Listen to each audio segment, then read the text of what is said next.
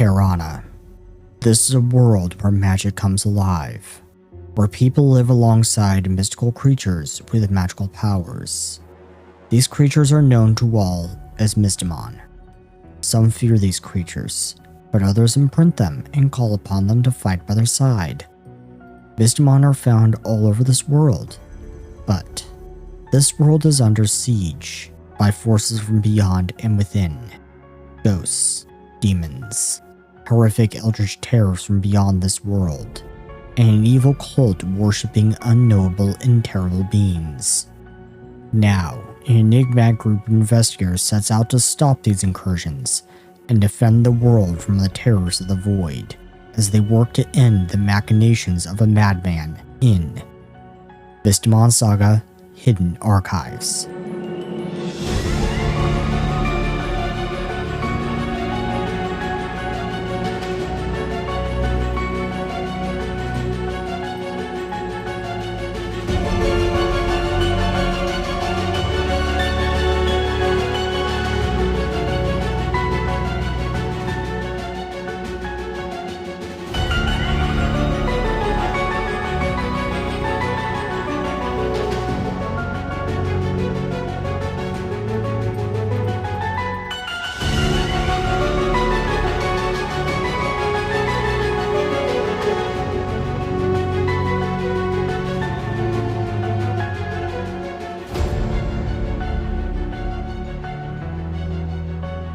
And aloha! Welcome back to Mystimon Saga. This is Mystimon Saga: Hidden Archives, a Pathfinder 2nd Edition actual play. I am your host and Game Master, GM Seth, aka Seth R. Mitchell, and I am the writer and creator of this vast world. Today I am once again joined by... Greetings, I am Binary. I play Bastil, the Necromancer Automaton, and Goldromaneer's Rixpelnies, the Gola Guardian. Hello, I am Shadow, and I play Rat the Goblorian Rogue, and I also play Amiatos, the Galvaran Runesmith. Hello, everybody. My name is Twilight, and I will be playing as Adolin, also known as Ada, the Galvaran Witchfolk. I'm Makoto, and I play an Alpeke Animus. And Ducky is out right now. They will join us whenever they can. In the meantime, first things first, I do have a little bit of an announcement to make. Today is Elle's birthday. Elle is still a big part of Mystimon Saga in the background. She is still the assistant GM and has been a massive help in that regard. And today is her birthday, so happy birthday, Elle.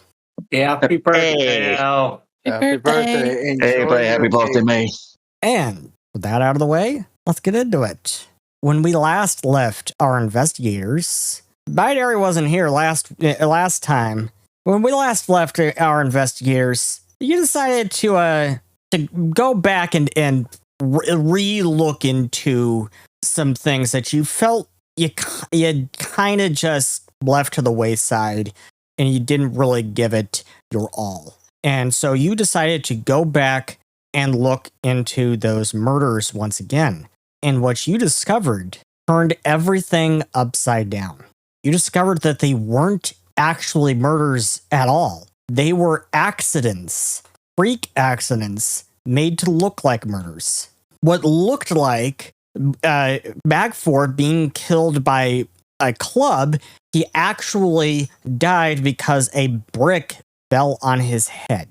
And you dug deep into the research. You dug deep into books, reading everything that you could find on these types of freak accident deaths. And you found that there is a large number of these types of freak accident deaths throughout history, recorded since the First Age.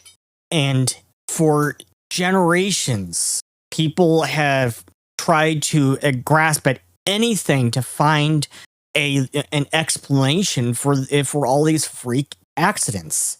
And what you discovered is that over time, people started giving it the same name. they started attributing these deaths to death itself, otherwise known as Reapris, a legendary mythical Mystimon that nobody even knows if it truly exists. So you believe that may actually be the cause of these deaths.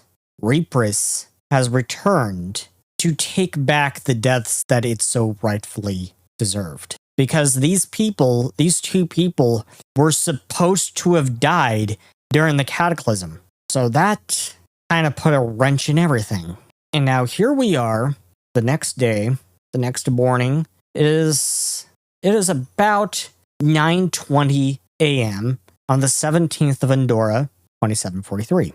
And as Lorena and Soma are preparing the ritual to transport to the dream realm, to transport to the dreamlands in order to rescue Lady Fiore, just getting things ready, Rasha Mardeen comes in to the tavern, and in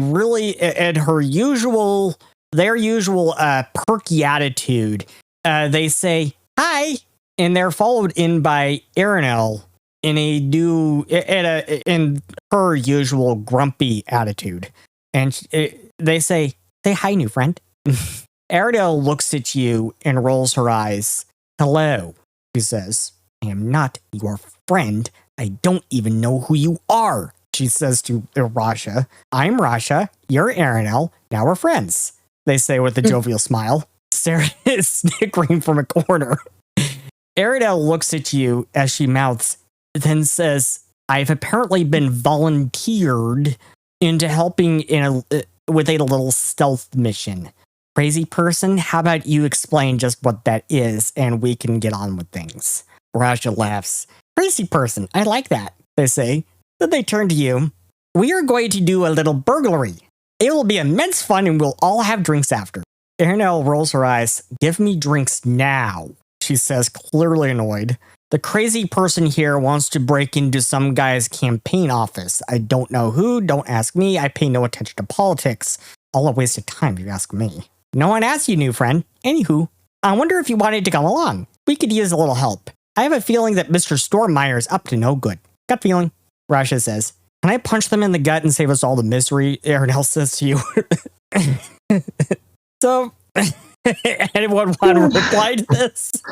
So, the question is, here's what I'm thinking. He's just like, yeah, you guys want to go on a stealth mission? Literally, two giant hulking metal constructs, old lady, shrine maiden, a nerd, and a guy that actually looks like he might know how to stealth. It's really funny. A guy who would normally look like he might be able to stealth, but is nervously looking around everywhere. Paranoid stealth. If anyone can do stealth here, it's Rat. Yeah. But I was about to say, even then, Rat, when it comes to stealth, is about as good as an orc commando and play 40k.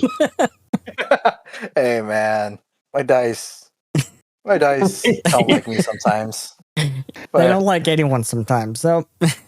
Red's gonna be like, well, I mean, like, do we have time to do this stuff, or can we just... Because, like, we have a ritual we gotta look after, and... Lorena says it'll probably take some time, maybe like 24 hours, maybe 48. We really don't know. Yeah, well, that's convenient. Definitely sounds like more than enough time. I mean, what about everyone else? How do you feel about breaking and entering? It doesn't sound very sneaky if we're all going. And as I say, you say that as if I've really done it beforehand. Yeah, Arinel says it's probably best if we keep the numbers small. Well, seems like I might be able to help out here, considering that I might be the best one suited to the job. He looks around to his team. No offense. Tips hat. It's fine. As I say, just out of Kyoto, it does also kind of make sense that Ada probably wouldn't be that good at stealthing, considering just how bloody tall she is. Clumsy. And I mean, hey, she did technically break an enter in the past on accident, just because of a wanderlust. Yeah. When I is mean, the that's how we got the treasure map. What was that, Bastille? when is the breaking and entering intended to take place? Tonight. Like how much time would we have to prepare? It's 9:30 right now, so 9:30 a.m. right now, so several hours. Okay. Then Bastille could also be good at stealth by then, as By then. with his with his thaumaturge dedication, he gets things that he Right. gets skills in, so he can change what those are. Right. So he could change those to being change one of those to being stealth. Okay. So, Rasha says, we're going to Mr. Asshole's new campaign office. I picked over his old one outside of town after the fire, but there was nothing. Now he's got a new place further in the city. I've kept on his trail, and I've seen him meeting with someone I've heard you all talk about. It was at night. Very suspicious. Someone in a circus uniform, do they say? Are you kidding me? No, Like, genuinely, don't think so. are you? I don't think I'm kidding you. Man, ain't right to say this, but he's gonna think to himself, ain't right to think this, but maybe leaving him behind the fire would have been a good idea. At this, Aridel's interest is suddenly piqued as she seems interested suddenly. Zolgoth, why didn't you say that before? You didn't ask. And Aridel face palms as she says, okay, now that we've determined you're not completely useless, what's the plan exactly? She stares at Rasha. You do have a plan, right? Plan? Rasha says. I thought we'd just wing it. Come on, it'll be fun. Aridel scoffs. Gods, wing it? That'll only get us killed, he says, incredulously. As an assassin, how the DM Undergrave do you think I did my job, huh? I made plans. That's how you stay alive and not get caught, you dolt. Okay, but So- have you ever considered that maybe sometimes you get lucky, and maybe sometimes if you wing it good enough, you just get lucky and you manage to survive? I mean, that happens to me a couple of times. I should have been dead. I managed to walk out alive. Yeah, there was one time I got really lucky, and that was just because my pursuers were just incredibly stupid. Yeah. See, that could happen to us. My pursuers were the tribunal. Oh, The people who saved the world from the cataclysm. oh. I think I heard about that. So, for this, Aridel recommends that at most about 2 or 3 of you go with them. You can discuss who will that be, and then you can discuss it with them, and you can just discuss whether to make a plan at all or what that plan will be. As you know, as you could probably tell, Rasha wants to just wing it and doesn't like plans. They think plans are boring. Well, Aridel is all about making a plan. So either way, no. they will go with whatever you guys decide. Okay, so they're not gonna be like, actually. So you're saying like Russia's gonna be like, hey, that plan is cool. Anyways, walks in with a gun and then just like, hey, where are you? They'll follow whatever you set, whatever plan that you put in place. Rasha will follow it. They just don't like cool. plans. They just find plans boring. Okay, cool. I was about to say, if anything, maybe have like a general outline of a plan, but also make it not strict enough so that there is flexibility if things go wrong. Right. So you will be breaking so it's into. so it's like half a skeleton, but just at the very least, just something to walk around. Yeah. Yeah, like a vague outline, bullet points of like an idea of like, oh, hey, Yes. Yeah. these are the 3 things we have to get done. So just no a matter bullet what. points plan. Oh, hi, Willow. Nice of you to join Hey, us. that can no longer join in. Finally. Oh, you're welcome. So Willow comes stumbling down the stairs, groggily and half asleep. Apparently, they slept in today. You know, you Apparently. should do something about your snoring. Everyone heard it. So Ducky has Apologies. joined us, and they will be playing as Willow. Willow is a Wiccan summoner.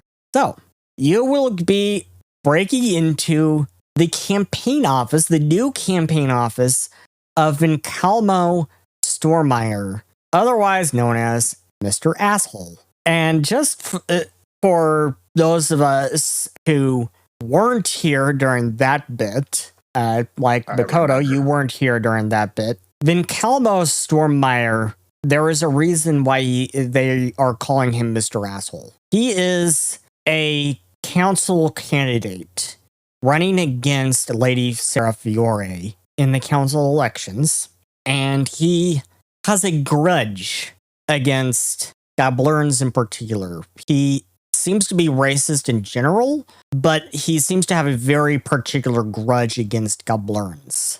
He believes Goblerns are pests and should be all exterminated. Yeah. Funny thing is, And my he spread character, some. Oh, sorry. He spread Sorry, go some really nasty conspiracy theories about Goblerns. We'll just leave it at that. Go ahead, Rat. Yeah, no. So my character, Rat, a Goblorin, like his area was getting set on fire, and then my dude saved his life. And then to thank him, he's like, "Hey, kill all Goblorins." I'm like, "All right, cool, thanks, man. You're the best." So, let us here, and I am going to now come back over to the city map of Evergreen City. Ew. Hello? I have to go to this one. Okay, so, there we go. You should now be able to see on the map, go back over here. You should now be able to see on the map, over here is Stormmeyer's new campaign office. Let me know if you can see that. Oh, the destroyed one. That's destroyed. His new campaign office is over here in the city. It's over here in the western part of the city. Yep, right there. That is where his new campaign office is. And We see it, but we don't see like a label on it if there's supposed to be one. That's what I was just going to say. There's no logo like it's showing on Twitch.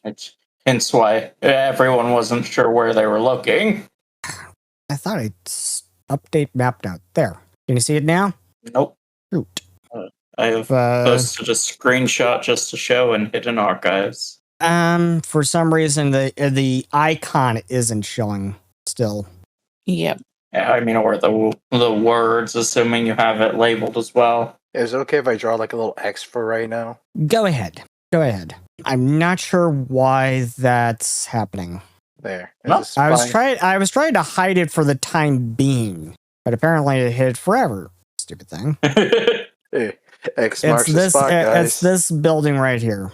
It's already been destroyed. That's not really where it is. It's like Yeah. Here, then let me clear out my X then. it's like literally this building right there exactly. There you go. Moved my X.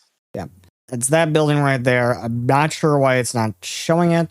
Being stupid as usual. Anyways, we are going to go down here. Okay. So, Stormbuyer's new campaign office is now deeper in the city in a higher class part of town. Aaron L. recommends heading in during the night when there are less people around and when the office should be empty. Surprisingly, she seems to know the guard routes. Call it a habit. Any new city I come to, I always learn the guard routes. That street, though, that they increase patrols, probably due to this nut job moving in. As well, I observed some Mystimon in the area. Light color, I think. I think they're part of some security measure. Hey, I observe things.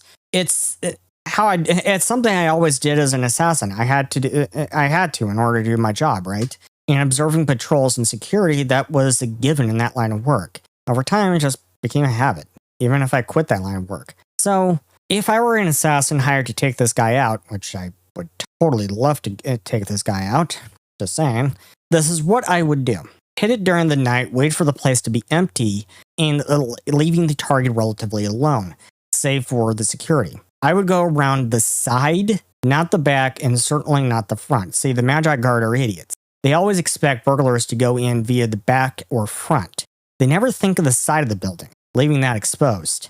The Mystimon, however, that's another matter. The creatures I saw are like these floating gold orbs with wings and a single eye that emits a spotlight of some kind. Not something I've encountered before. And with that description, you guys can make a religion check to see if you know anything about what these creatures are. So only for the Anybody? people that have decided to go on this mission? Anyone could. Anyone could. What check did you say? Religion. Yo. Okay, we have Oh, wrong 28 for May, 31 from Bastille. What did you say? Not action. We have a 1 on the die from Coldra. Coldra, Coldra, you absolutely firmly believe they're Devilera. You firmly believe they're Devilera, and you keep saying, watch out for those things. They'll make you see what you fear the most. Rat 32, Makoto 34, Willow 21. Willow is starting to believe very heavily in what Coldra is saying. What they actually are is they are called Kakura. Kakura. And that is spelled like this. How do you spell that? That's spelled like this. And, oops, wrong one. They are often used as security for high value people, really expensive to acquire for security. They emit a spotlight from their one eye. And if they catch anyone in that spotlight, they will emit a shrilling sound that stuns anyone nearby and alerts the guards.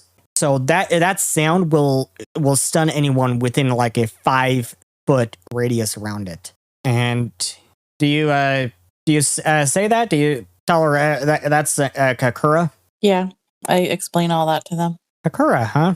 So I was right. Light color? Asked Aeronel. Interesting. Whatever happened in that fire in his last office must have him really freaked out to go and spend money on something like that. I'm interested in finding out exactly what caused that fire. Might go have a look-see over the burnt ruins. But you guys seem to remember you believe that the fire was actually caused by the primal witch. That's what you remember. Yeah, okay. I was like thinking like, wait a minute. Thought we figured that out. But like, okay. Do you bring that up to her? Yes, Rat would. Unless somebody would shut him up. Was it? Aren't you the least bit curious? Look, let's look at the facts. The guy takes a place out there at the edge of the woods for his campaign office. A place like that is cheap. So he's looking to conserve his campaign funds, right? But then after the fire, he moves further into the city into a higher class part of town, meaning far more expensive. And then he tops it off by hiring security and spending money on heightened security measures. Why? He goes from conserving coin to throwing it away like it's nothing. That doesn't add up to me. Something about that fire has him spooked. Spooked enough to splurge on security in a high-class place. She crosses her arms. Rasha brought me in on this thing because this is what I'm good at. And part of that is observation. This is what I'm observing. There's more to that fire than a pissed-off ghost, I'm telling you. She relaxes and starts toward the door. Still got some time till sundown. I'm going to poke around that fireside. You know what? I think I might join you on that. Anyone else want to go with her? So I myself am partially debating on this. I mean, Ida was there, remember? Yeah. It's good, so. I know. Is Willow there? Yeah, Willow's there at the edge of the stairs. You can go if you want. Dakota can go if she wants. Isn't this where we're not supposed to have a lot of people join? Nope. No, This is actually. This is where she's just saying, I want to go out to this place at the edge of the woods, which is his old campaign office that's burnt to a crisp now. Wait. Okay, well, I can go to that. Willow's. We're breaking in, right? No. This place this is the old one. This is burnt to a crisp. Oh, okay. I was gonna say Willow's kind of too big to be breaking in anywhere. Yeah. So this is his old campaign office. This new campaign office, yes, you'll be breaking and entering. Who considers and Willow thinks, I think I'll just stay back here and help with anything. Okay. Bastille, Cauldra? So Bastille is needing time to prepare. Right. So I'm not sure how long this would take for him to still have time to do that. Right. Caldra's free too, though, if nothing else. Okay. So everyone but Bastille is going. Is that right? And Willow. Everyone but Bastille and Willow. Yeah. Okay. So. Well, By the way, before we leave, Rat's just gonna run up to Makoto and then tug at her like sleeves, like, hey, Yes. you got that? You got that magic spell to help me calm down? Yes, we can have another session with the magic spell before we go. Thank you. You're the best, Makoto. So, you head on out to Stormeyer's old campaign office, and as you step closer to the ruins, the charred remains standing as an omen in the afternoon light, the rain drizzling down upon it. A charcoal smell wafts in the air. Approaching it, it's like there's barely anything of the building left. Arinel says, "You guys said he was still inside when the fire happened?" As she approaches next to the remains of the front door. Well, there's a few possibilities. 1, it's your pissed off ghost. 2, he started the fire. Or 3, someone was trying to kill him. It might explain why he's spooked enough to splurge campaign funds and security. She stands and starts moving towards the right. I'll check around the perimeter. You lot can check inside. Owen, let's go in. Sounds like a rough plan. Okay, so you go into what remains of this building, and the second floor that you remember, Rat, is completely collapsed, and there's a bunch of debris all over the place. This whole building is completely charred. Every inch of it is charred. I was going to ask, and that gives me a pretty good idea, but just to confirm, how fragile does this building look? There are parts of it that seem somewhat stable, but other parts that Cauldra might not want to approach. Cauldra will also, for now, watch the perimeter. Okay. And then if he is needed to, break something down, they can call out for him. Okay, so as you guys go inside, make a perception check. Everyone going inside can make a perception check, searching the debris. Okay, let's do this. No need to check, guys. We have a 20 on the die from Rat. Rat's getting all of his high rolls out of the way now. That's the therapy session we had before we got in there. 25 from Ada, 23 from Aime, 31 from Makoto. As you're looking around, Rat, you notice right away there is a hole in what remains of one of the side windows, and as you look closer at this round hole, you can make out scorch marks around the edge. Oh. And does anyone have detect magic? I can cast that naturally. Okay, Ada.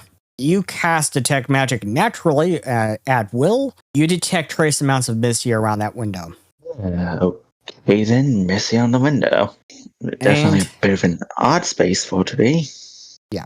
So, with Makoto's perception check, Makoto, you notice a crumbled piece of paper in a metal bin next to what remains of a desk. The paper is singed lightly, but looks otherwise intact. And as you unfurl this paper, you find what looks like the page out of a ledger. And could you make me another perception check? That didn't roll very far. So you notice one thing seems to stand out. There is an item that seems to show up around 12 times. And this is what it says. It says CPR /OVC, and to the right, on the right side of the page, it says 1,000 gold. And it says that every single one of those 12 times. I show my fellow acquaintances. Look what I found. Acquaintances. Yeah, but no need to get regal. You can just call us what we are. People that you know. Strangers? Yeah. So I guess if Makoto shows it to everyone, Rat's gonna be like, well, CPR, isn't that what they do when they kiss you into breathing air to you? Is that what that is? Oh God. What? You know, when I'm I not- read that, that completely escaped my mind. I'm like, I didn't catch that when I wrote that. I figured I was just making a little joke. Ada, you take about 10 minutes because you're just tripping over things a lot. But finally, you seem to trip over the right thing as you trip over a piece of like log or something, like a piece of the beam that from the second floor that fell. You trip over that, and underneath it, you find a note. It seems singed, but otherwise mostly readable. And this is what it says. I want out. Detectives here are asking questions. They're going to figure it out. I've shipped the last of them out. After that, I'm done. I can't get found out. I need to lay low till these detectives get bored. They all get bored eventually. Just like that Kane guy. Hail Sorn. Ship. Okay, then Ada would more or less kind of mumble through reading it the first time before kind of like repeating what it says just a little bit louder so that the others could potentially hear what the note says. Before eventually going, looks like we found something else out about this. Who's Sorn? Do a religion check. Everyone or just Anyone. Yippee. Makoto is the best at this. I believe You know, I'm getting all my bad rolls out. Maybe that's a good thing. 37 from Makoto, 24 from Rat, Your dice hit my dice. and 37 from I May. So, Sorn is also known as the Lord of Nightmares, and it's both actually a Mystimon, a legendary Mystimon, and in the Quartica Islands, he is worshipped as a deity. You know that in the Quartica Islands, many legendary Mystimon are seen as divine. Well then. Sorn is the Lord of Nightmares, and he controls the Nightmare Realm in the Dreamlands. So, that's where Lady Fiore is. Oh. Okay then. One out to take. The one thing that gets me is who's Ship? Like, that's a funny name. And who's Kane? I feel like that name sounds familiar, but maybe I'm just Kane, going to you, stir sounds crazy. like Kane Harbinger. The only detective that you know with that name is Kane Harbinger, and you've met him once or twice. Crystals thinks of him as a drunken fool. Okay. Neat. Kane Harbinger. Okay. So, Ship, the name actually does sound familiar to you. Really? Do I need to roll some sort of check to remember or Roll a society check. already? I'm good at these. Supposedly. Recently, yeah.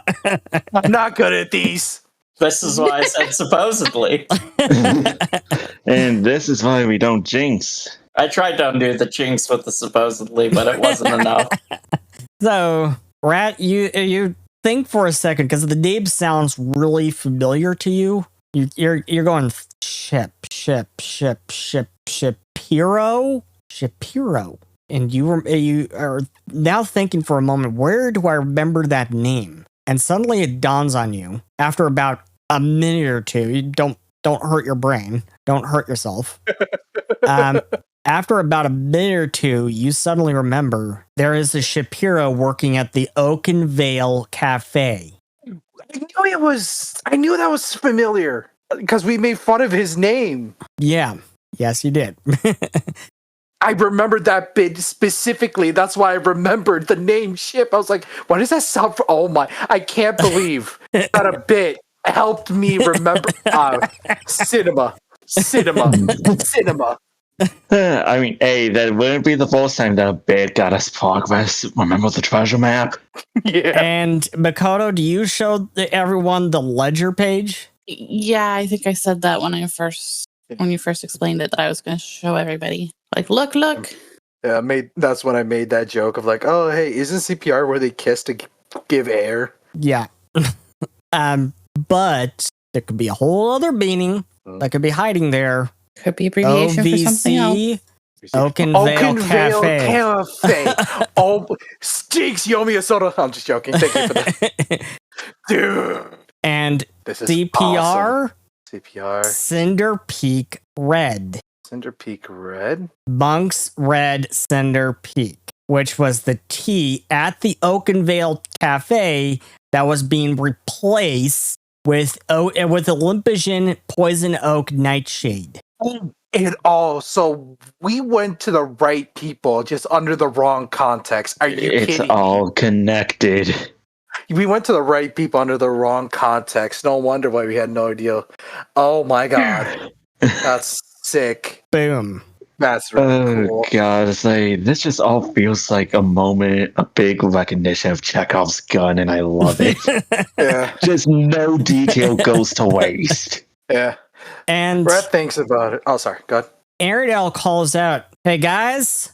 And as you all follow her voice, you find her to the around to the back of the ruins. And as you do, she points to the wall that she's looking at. There, you can make out a symbol that is like burned into the wood in the shape of a dragon biting its own tail. I don't think a pissed off ghost did that. Is this a symbol of Sorn? No. The symbol of Sorn, Makoto, you would know, is actually a skull with horns. Oh, because I live on the islands. Yes. Because you already rolled a religion check to recall that knowledge. And I'm a religion priestess person. Yep. You could make a society check to see if you can recall knowledge about this symbol. Okay. Anybody? I'm not there. My society's not very I high. thought Cauldra would Oh, go around. Again, Calder's in the perimeter. Yeah, he's just walking around. Yeah, Because- she called out to you from the back side of the ruins. Oh, she did. I didn't hear that at all. Yeah. I mean, if there's a way for him to safely get up without collapsing the building. Yep. You just Okay. go around go around the building to the back. You're just that big, you can see inside. Yeah. Yes. What is it you need?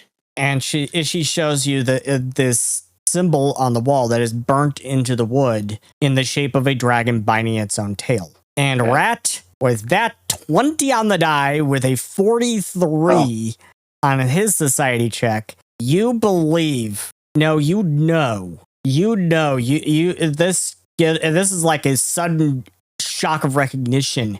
And Ada, this might be a little bit of a shock of recognition to you as well. It is the symbol of the Order of the Cataclysm. That symbol has not been seen since the Cataclysm. Oh, Cat. The Order of the Cataclysm was a cult in the Quartica Islands that believed that the Cataclysm is part of the natural cycle, and they were trying to make the Cataclysm happen.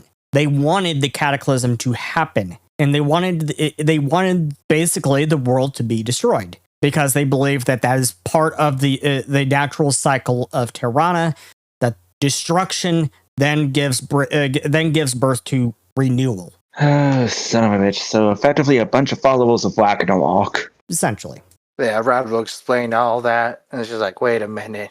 I They thought have- this cult was like, oh, yeah. God. You're like, this cult was shut down by the Magi Guard after the Cataclysm. They shouldn't be here. Well, looks like we might have stumbled into something huge here.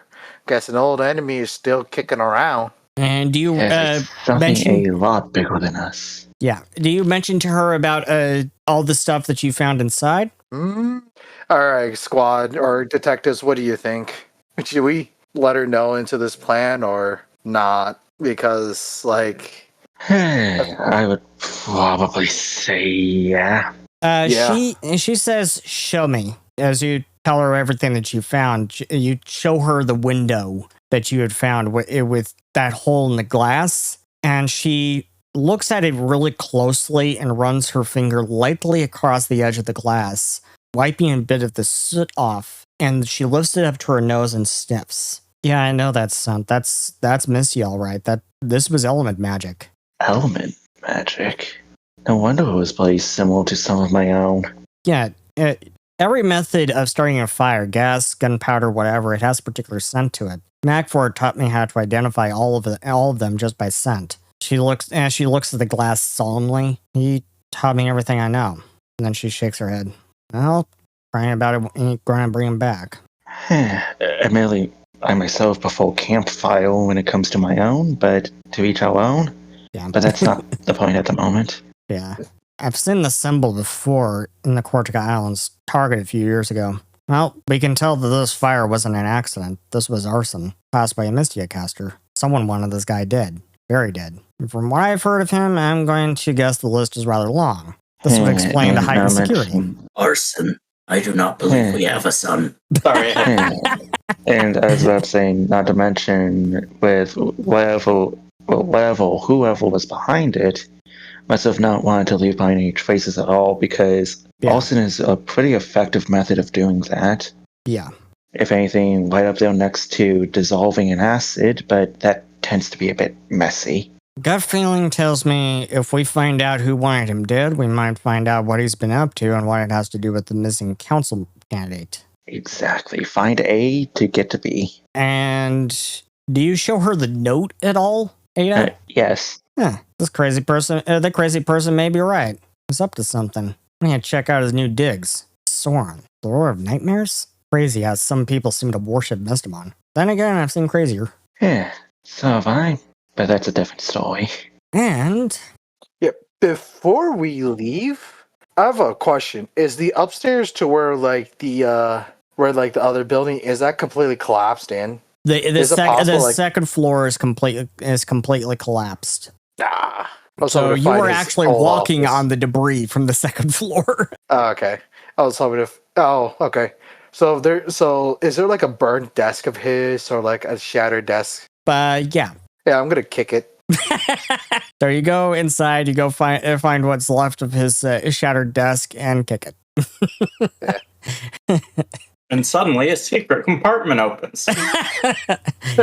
No such luck. Nah. You know, Rash gonna be like, that's for not appreciating me saving your life, jerk. Kicks it again.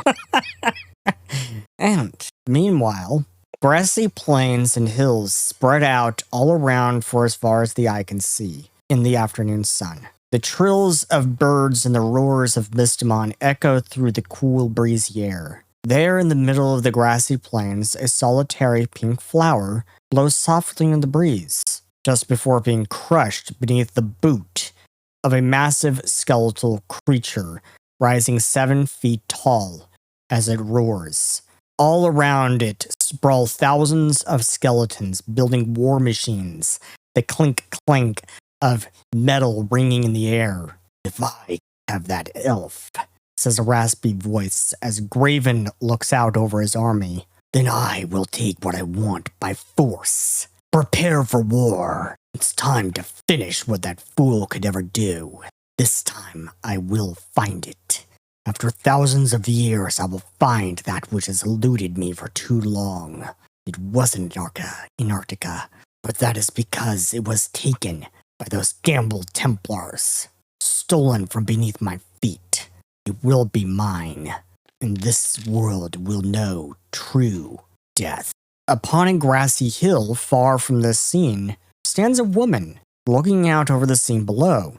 Her flowing black hair blowing gently in the wind. A smile cracks on the woman's face. All is going according to how he had foreseen. That woman really is a fool, playing with liches as though they're playthings. The woman says in an almost sing-song voice, "One must learn to put their toys away." "But you wouldn't know anything about that, would you now?" says a voice from behind her. The wind gusting from the east. She turns around to see a familiar face walk out from behind the trees, her eyes as brown as the bark of the trunk, with a sneering smile. Avalice? Avalice scowls as her eyes narrow. "I know far more than you think. Irene, is it? You've been chasing me a long time, haven't you?" she says as the two circle each other. "I wonder why that is. Could it be because I know the truth? That's it, isn't it? You want to know what I know about your precious prophecy, don't you? Irene sneers. I know enough. I know now the Traveler can never be a scion. Everyone back then was wrong. I know the Traveler could never possibly be my son, but you still threatened him. I always wondered why. What is it about my son that threatens you, that threatened Evelon? Why is he a threat to your people? It says as she stops. But it was never about my son, was it? Avalice's expression turns to rage as she starts pulling purple and green energy into the palms of her hands. You know too much, she says as she starts to approach Kyrene, and I cannot let that stand.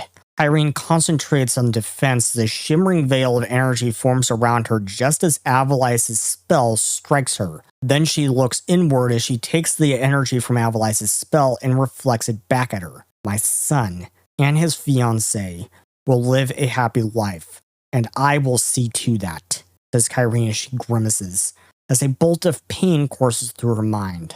Just then, Avalice freezes cold as the weight of Kyrene's words strikes her down. Did you say fiancé? She says as thoughts seem to circle her mind. That would mean can't be stopped. My lord was always said that it couldn't be stopped, but I had hoped he was wrong. I hoped that if it could be stopped, then the future that is to come might not happen. My lord was right. The Traveler is inevitable. And that would mean the terrible future you had foreseen, that he had foreseen, it was inevitable. The Traveler is already here. We're about to be. Kyrene looks confused. What do you mean? What does the coming of the Traveler have to do with my visions? She asks.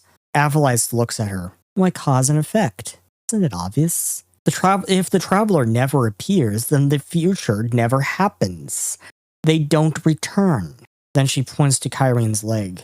And now you don't have long to warn them. You really should learn to pay attention to your surroundings, she says with an evil smile.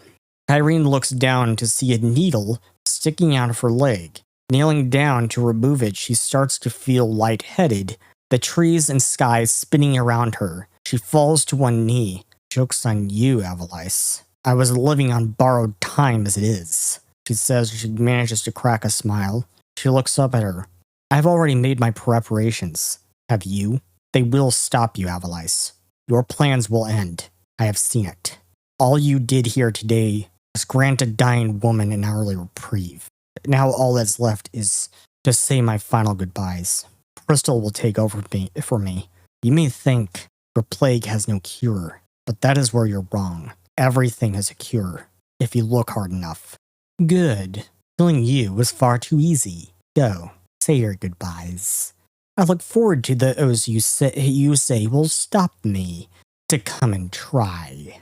I sure hope they are more of a challenge than you were. Really, for a woman who could see everything, you really are blind, says Avalice as she vanishes in a cloud of green smoke. Kyrene pulls her calmstone out from her bag as she grimaces from the pain coursing through her. Looking down, she sees the skin around where the needle was starting to turn black. A moment later, the image of a saber tooth appears. You are not looking so good. What has happened? Can this one help? She says. Kyrene smiles. I could use a ride. Warn the hidden archives. Braven is coming with a lot of friends, she says as she waves the calmstone before her. The saber-tooth scowls. That is no good. I am on my way. Elsa Anna, your heir, is open for business, she says. The ride might be a little bit cold. This one is sorry for that. Kyrene smiles. That's fine. The cold might be good. It might slow it.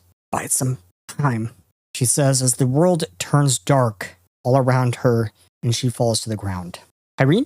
Kyrene? Says Elsa, concerned. I am on my way. Hold on. And now, back to you guys. You haven't seen Elsa in a while, haven't you?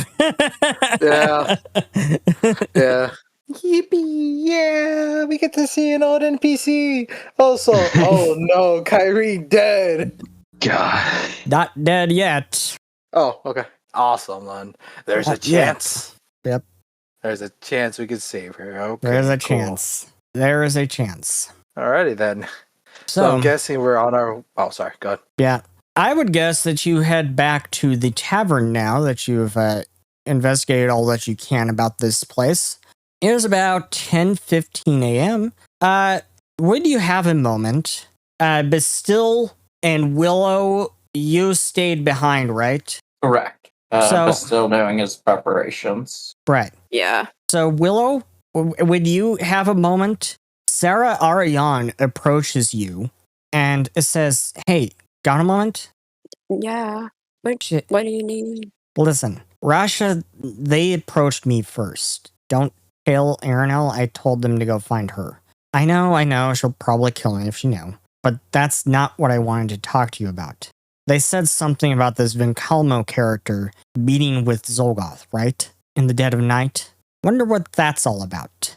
And that's the real reason why I told Rasha to go drag Aranel in there. I'm going to tail the bastard. Find out what he's up to. Whoever is going to the office, you guys go check that out and see what you can all find there. Whatever you do not tell my wife. Laura would freak if she knew, not just because of the danger, but because of the danger I'm leaving her in. Some wine tasting thing with my father. Frankly, I'll use any excuse to get out of talking to him. But someone's got to find out how Zolgoth is mixed up in all of this. Going alone seems ill-advised. Hey, Kairi got killed just because she just could never stay down. I know how not to get seen. Are you sure you want to do that? Yes. I mean, do you have a plan? Even? Yes. Not get seen. Many people have been kidnapped when they were alone. If any of you want to come with me, you can. Well, Iggy can help. Could help with that. Yeah, you maybe help with a stealth mission using your invisibility cloak thing. They could how long? Cloak. Can you get cloak? Yeah. How long is it into like when the others left that this is? Well, this is like about 10 minutes after they left that she comes and approaches you. Can you hold off for like a little under an hour? I'll be doing it tonight when you guys leave to go check out that office. Well, then, as one of the ones that are probably going to the office, I cannot offer assistance. But you should bring it up with the others and not just do it alone. Sure. Whatever. I'm not going to the office. If you want to come with me, that's fine. But I could come. You could take the giant one. He is very good at keeping people alive. And not kidnapped. My Mystimon partner would be able to help with you get undetected. It doesn't last that long, but... Sounds fun. I always wanted to be invisible. Wonder what trouble we can get into. Oh. Hey, you want to go screw around in the kitchen? Yeah, well... And you see Floor shooting a look at her. Don't mention food around Iggy. That they will devour any food. Yeah. Hey, but still, keep an eye on Aranel. Yes.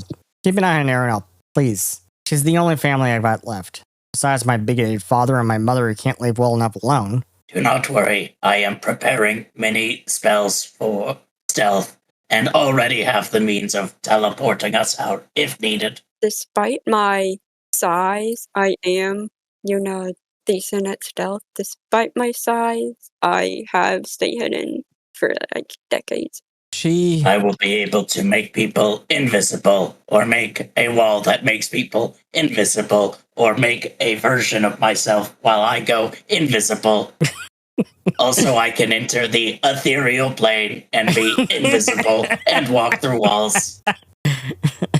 You seem very handy for them to have around.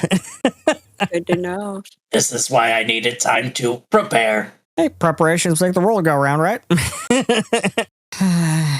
I don't know. Thor claims my father's not like how I described him, but that he's changed somehow. My mom claims he's changed, but I just don't believe it.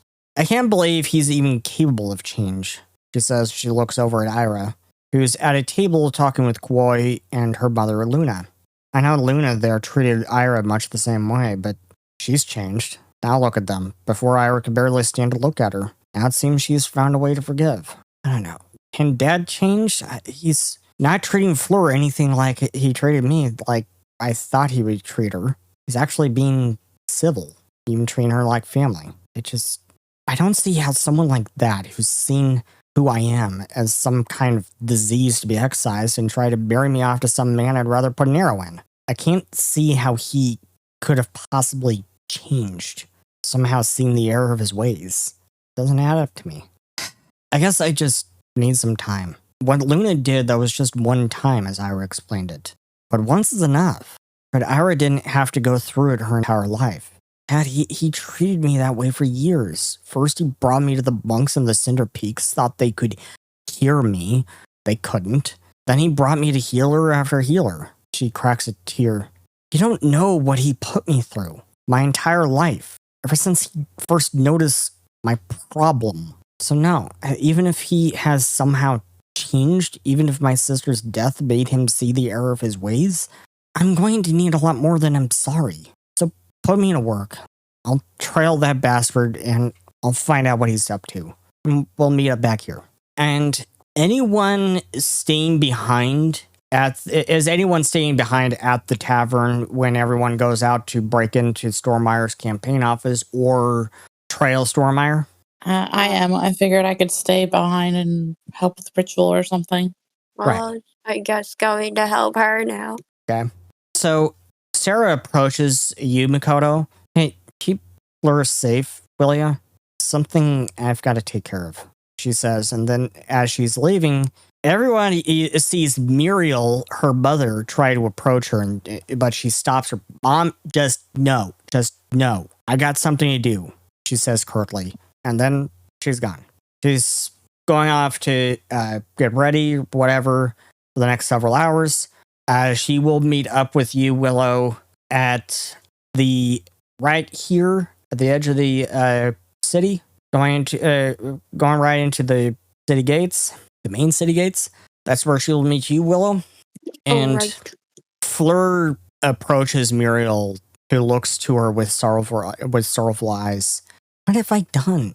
I'm only trying to hold what's left of this family together, she says. Fleur hugs her and sighs. Sarah just needs some time. She may need a lot of time. Hey, how about she visit us in the Quarchka Islands? Even if I win this election, we'll need to return there to settle some things, so give her a few months and visit us there. But if I may make a suggestion, she says. Anything, Fleur, says Muriel. Send a croll or something beforehand, says Fleur, laughing. I think where you might have gone wrong is just showing up out of nowhere without any warning that you were even coming. With a little prior warning, it might have softened the blow for her a little, and it might have gone over a little better. But you know her daughter. She is stubborn, and often set in her ways, much to my chagrin. But I love her for it. Remember the wedding? She says as she laughs. Muriel laughs in return. How could I forget? She refused to wear the wedding dress I had brought her and instead showed up to your wedding in that ranger uniform, she says. Ah, stubborn girl. You are right, Fleur. Perhaps I should have given her a little warning. I will take your suggestion. You can expect a quarrel from us in the next few months. And just as you guys come in, as Arenelle comes in after you, she comes in like last, right behind you, Muriel approaches her and Arenelle waves her hands. Don't you dare look at me. I want no part of your little family squabble. The whole reason I left. She says as she turns back towards the door. The Ariane family have the crown for the family dysfunction. I'm better off alone. Arenelle, your parents, my sister, are worried sick about you. And I haven't seen you in years. It's good to see you. It really is, says Muriel. Since Sarah told me you were here, I had hoped I might run into you. How have you been? I hear you are not an assassin anymore. It's good for you. Arenelle scoffs and leans back against the wall, crossing her arms. I've gotten their crolls. I don't waste my time answering them, she says. I have had enough of them pressuring me to conform to their idea of perfection or whatever Bytor shit.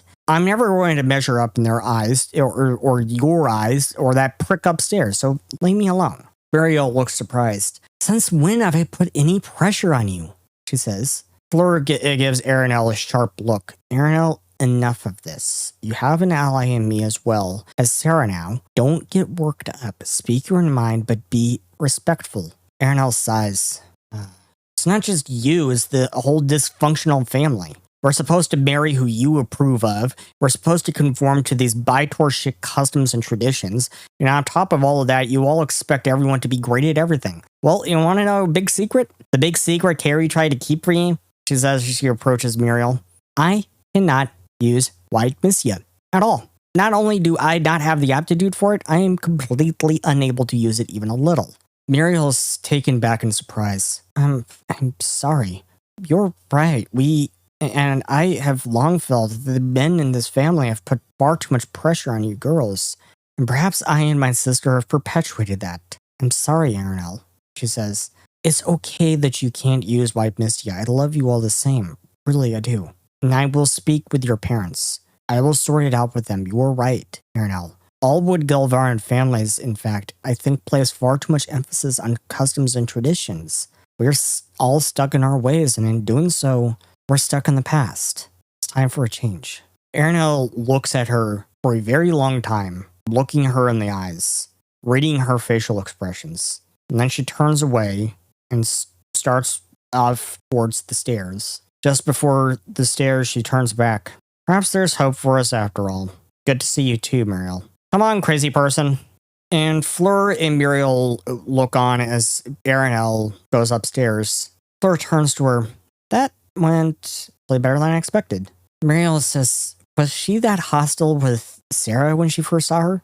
Fleur shakes her head. No, actually, it was Sarah bearing all the hostility. Aranel, I don't know. I could feel a bit of relief from her. Like she was actually happy to see Sarah. To tell you the truth, I had no idea Sarah even had a cousin. She never breathed a word of it to me. And so, there's more of that. There's a lot more of the family dysfunction, as Aranel puts it. And what are you all doing for the next several hours? I know what I'm going to do. What's that? Maritime. He wants a little therapy. It's time You for got that therapy spell? with Makoto. You got that spell? God. Okay. I just like to imagine it's like that the little the autism creature, like on all four legs, just badly edited, just walks up to Makoto, tugs sleeves. Like I was about to say, like just so badly edited that you could see kind of like the play selection box around it. Yeah. It's just all shaky and stuff. Just to like indicate movement. Yeah. Of just Therapy time with Makoto. I know what MA is going to do. Fleur is the one that got captured for knowing how to read rooms, right? Or Yeah, Fleur was, and then now I may is wanted by Graven. So because like we haven't had a chance to talk to Fleur because like she was like I need time to like go chill out, but now it's the perfect time. And he's gonna walk up to Fleur and be like, so I hear that you are experienced in the study of runes as well, and that's what he's gonna get into. I'll let other people say what they want. I don't think she is. I think she just chose them on race, but I could be wrong. Yeah, that's what my two characters are gonna do. So what is the therapy in question? I feel like this might be from last session that I missed. Oh, it's not a therapy. Makoto just has a spell to get rid of fear. Does this in turn get rid of the other thing? Yeah, it gets rid of the debuffs.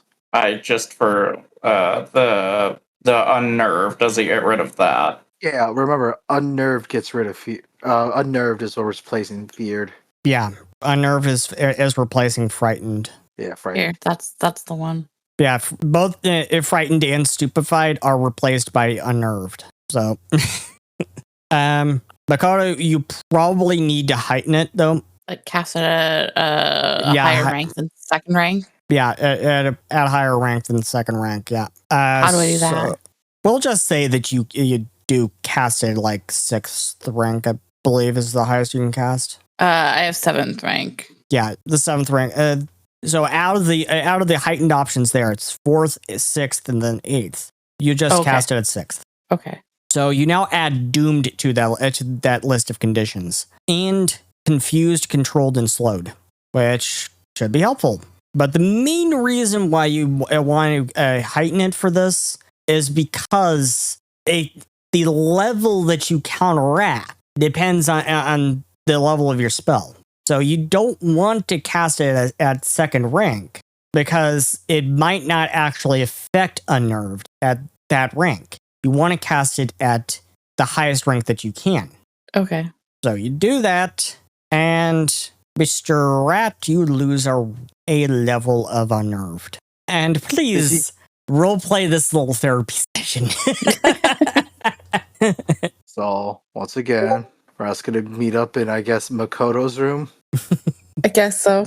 You're like, so, no, it's just magic. Do I just, like, tell you about my things, or you just, like, go to my brain and be like, you're better now? Or, tell me your fears, and then I put my hand on your temples, and I whisper my spell.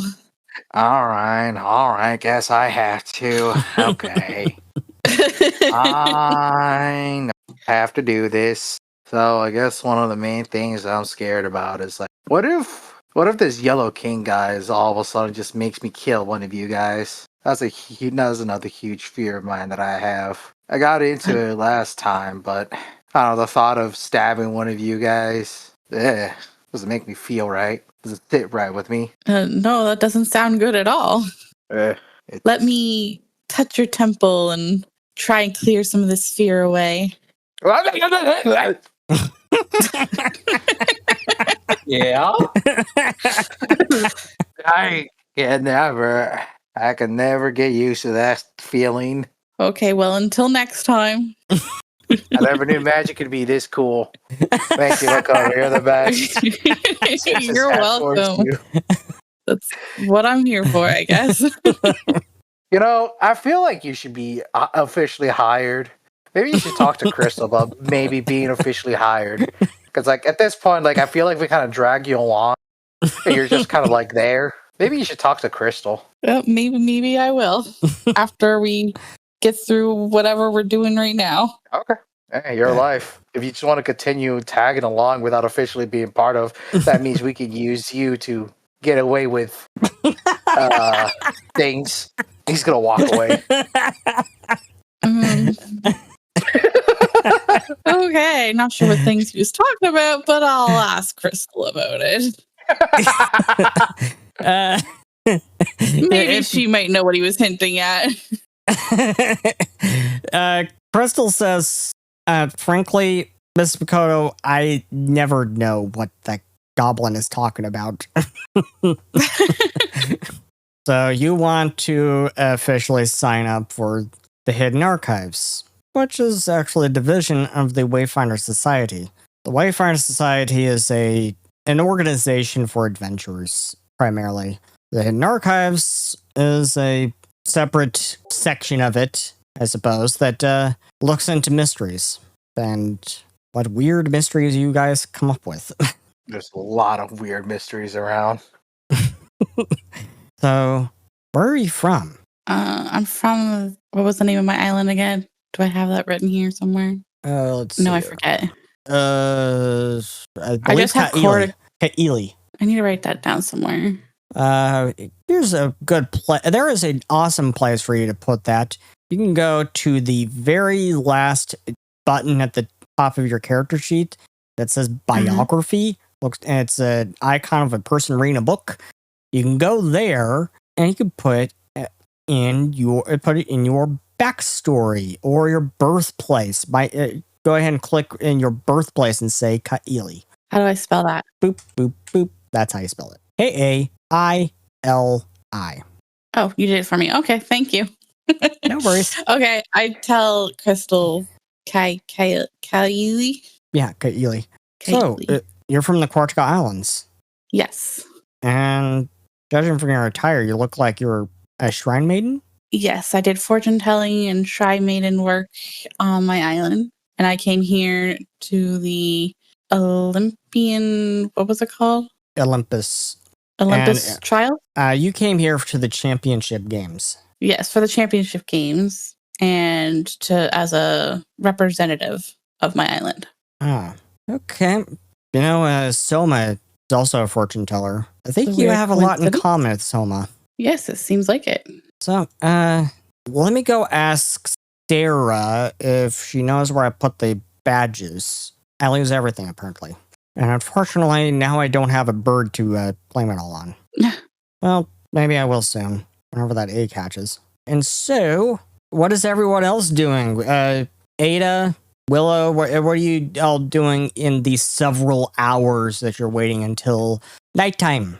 I was about to say, admittedly, I think all that Ada would be doing would be kind of like trying to do sort of like a balance between researching kind of further into some of the subjects that we've basically been exposed to during this mission and just practicing with the whole kind of like elemental abilities and whatnot. Right.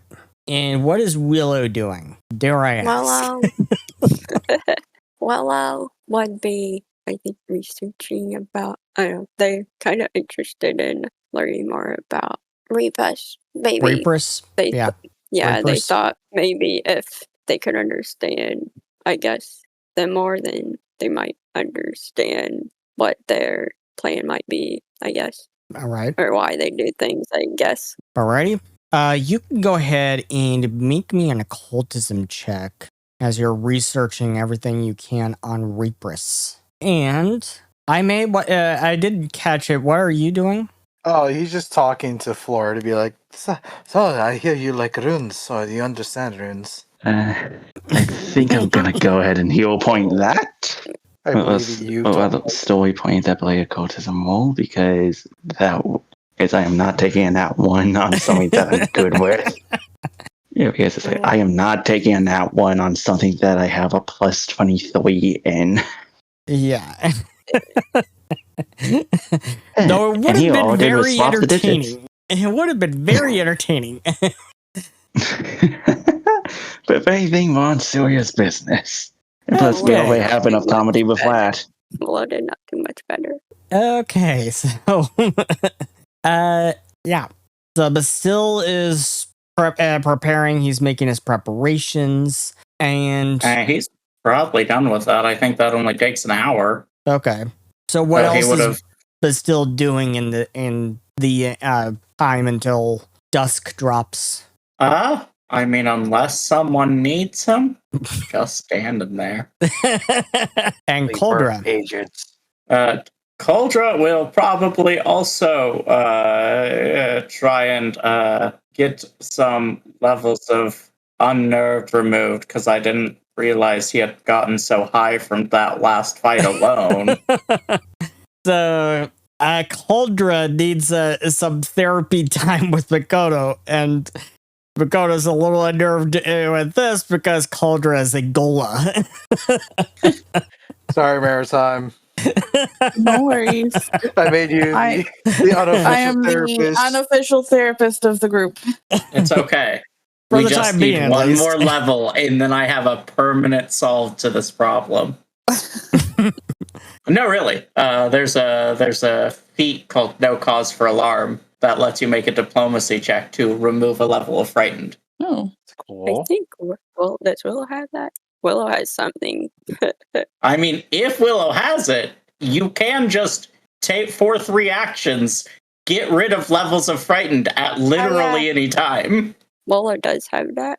Well, then we'll go to Willow, because you don't even gotta waste anything for it. We don't. Makoto doesn't have to waste Mistia. Correct. Willow just has to make diplomacy checks until the amount of times it's done, and we have enough time that, like, eventually you'll get rid of them all. The question is, how good is your diplomacy, Willow? My diplomacy is plus 19. You have a chance. You have a chance. Yeah. It's not, like, bad. No, you got a chance, don't worry. I mean, if nothing else, like... I also have counsel. I think that's, like, was like one of the not homebrew, but like one of the campaign feats or something. Does it remove frightened? It's basically this. Council comes from Sandy Peterson's Cthulhu mythos. Because essentially, no cause for alarm in a 10-foot emanation around you, you can, for 3 actions, make a diplomacy check. On a success, reduce the creature's frightened value by 1. On a critical success, reduce it by 2. So, if that is all, I'm going to just move time forward a little bit. I'm guessing Willow didn't learn anything because they got basically not a nat 1, but basically a nat 1. I mean, like, with enough hours passing, like, we'd have... It wasn't Ida also studying, like, the layout of what we're going to break in? Well, I'm only just doing general research of what we've bloody learned so far. Well, it's just researching about Reapus. They're trying to get in their head and understand them. So, the night has fallen. It is about 10:47 p.m. when Rasha, Mardeen, and Arenal come back to you all, ready to get things started. Alrighty. So, I will move the token up to the party token up to Stormeyer's campaign office, and everyone. Willow is tailing after Stormeyer along with Sarah, correct? Yeah, Iggy. Well, I don't know if Iggy. Yep. I assuming that they like summoned Iggy at some point. Alrighty. So I'll bring up Iggy. Iggy has Aura of Invisibility. So with Aura of Invisibility, illusion bends light around you, your Mystimon partner, and an adjacent ally, rendering both invisible for 5 minutes.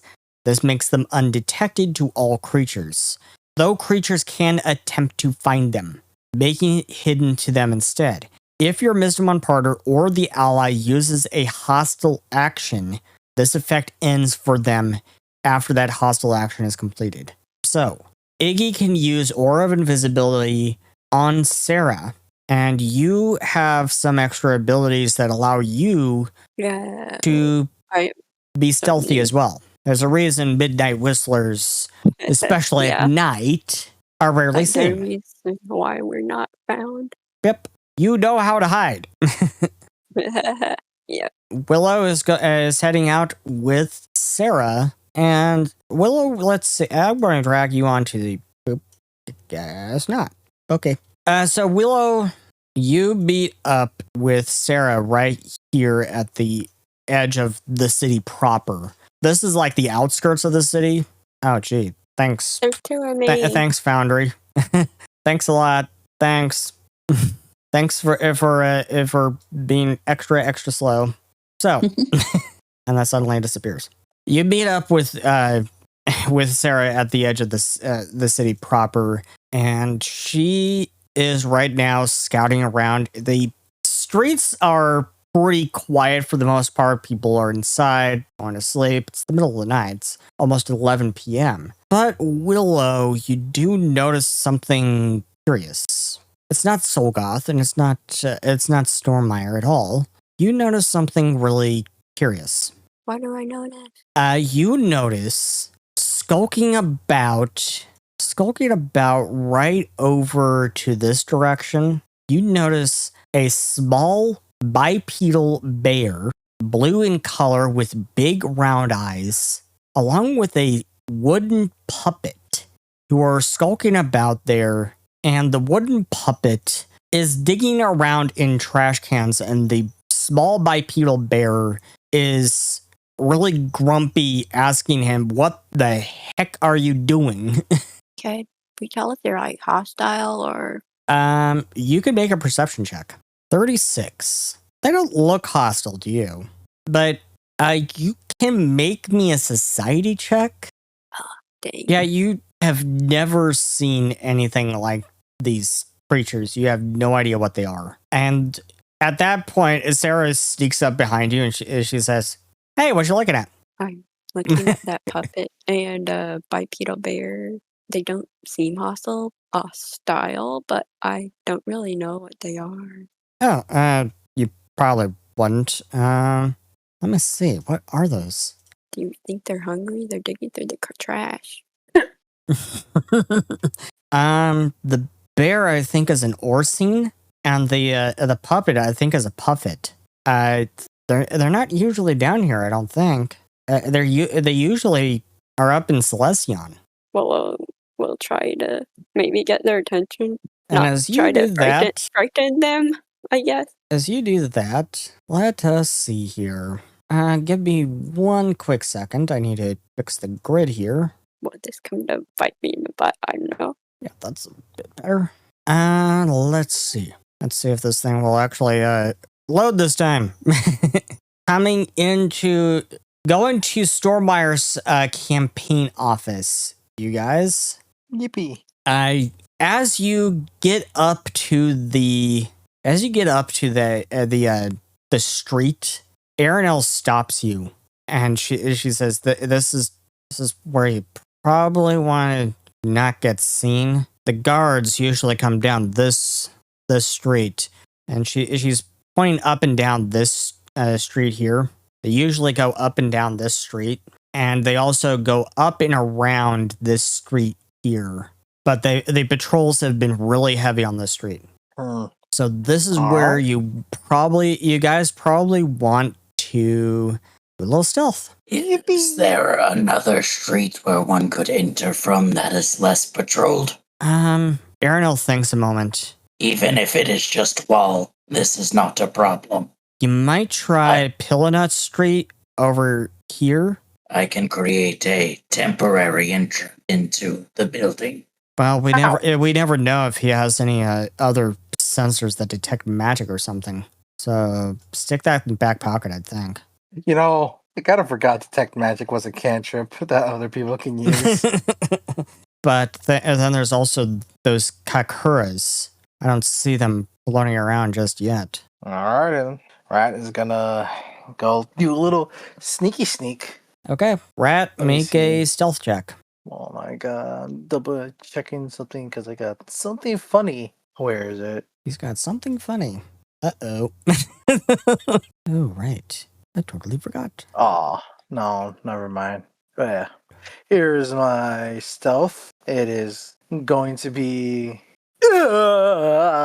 29. You're better than that, don't you think? He did say story point. I'm going to get a story. I'm not going to story point it. In fact, I'm going to do worse than a story point. What happened to that? What's something? Oh well. Okay. Yeah, plus 10 rule. I don't know if it applies to that. It should have. I'm pretty sure. In that case, and that would be a 37. Did you re-roll it with a story point, or did you just click re-roll? It says he did. Yeah, it just says he re-rolled, so that's why it's not including the story point, like custom roll of the plus 10 if you get lower than what you got before. The original result, it should add plus 10. So 37. Yep. Okay. Oh, it might be because I have mythic points instead of story points. That could be it. That could be it. But it should be 37, so that will be the number that we take. Yippee! Do others need to make stealth checks, or just him? Anyone else following? Where are you going, Rat?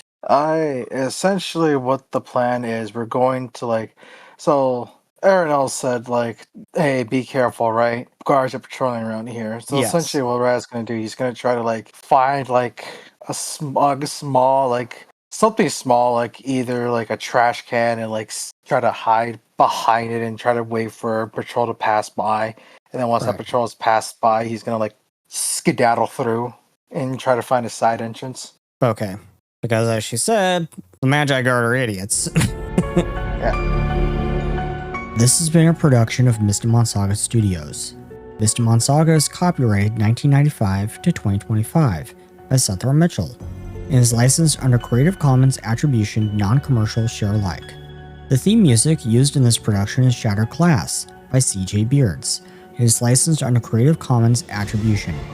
Ambience and other music used in this production was provided by Tabletop Audio and is licensed under Creative Commons Attribution Non-Commercial Non-Derivatives. Pathfinder 2nd Edition role-playing game is written and distributed by Paizo. If you would like to learn more about Mystimon Saga, visit world.mystimonsaga.com.